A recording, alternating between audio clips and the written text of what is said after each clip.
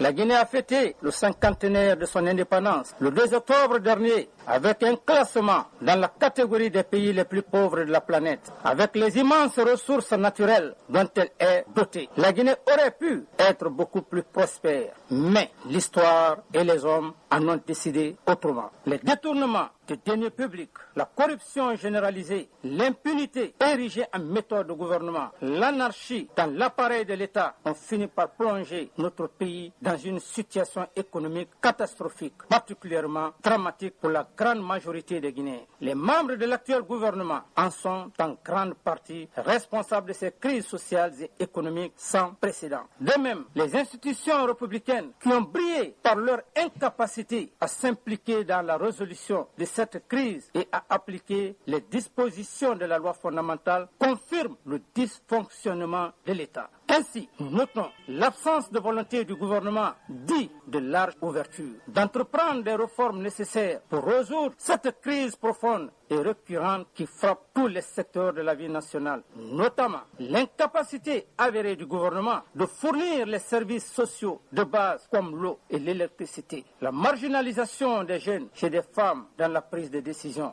l'insécurité grandissante dans tout le pays, la corruption généralisée des services de l'État, la recrudescence du trafic de drogue sur l'ensemble du territoire national, le refus catégorique du gouvernement de poursuivre la révision des conventions minières à cause des intérêts égoïstes et personnels de certains cadres de l'État et des groupes d'intérêts des clans mafieux, le manque de poursuites judiciaires contre les auteurs de détournement des fonds publics, les nominations fantaisistes aux postes clés de l'administration, le manque de volonté politique d'organiser des élections libres et transparentes depuis plus d'une année, la prise en otage du gouvernement par des groupes d'intérêt l'empêchant de faire les réformes douanières, fiscales et monétaires nécessaires pour le redressement économique du pays. Tout cela préoccupe à plus d'un titre la population et entraîne un désespoir profond à l'avenir de la jeunesse guinéenne en particulier et le peuple tout entier en général. C'est pour toutes ces raisons qu'un Conseil national pour la démocratie et le développement, CNDD, a décidé de mettre fin à cette agonie du peuple de Guinée, afin de sauver l'unité nationale, d'assurer le développement économique de notre pays et permettre le lancement des bases d'une réelle démocratie fondée sur les principes de l'état de droit où tous les citoyens seront prospères, égaux et libres de leurs mouvements en toute sécurité et en tout temps.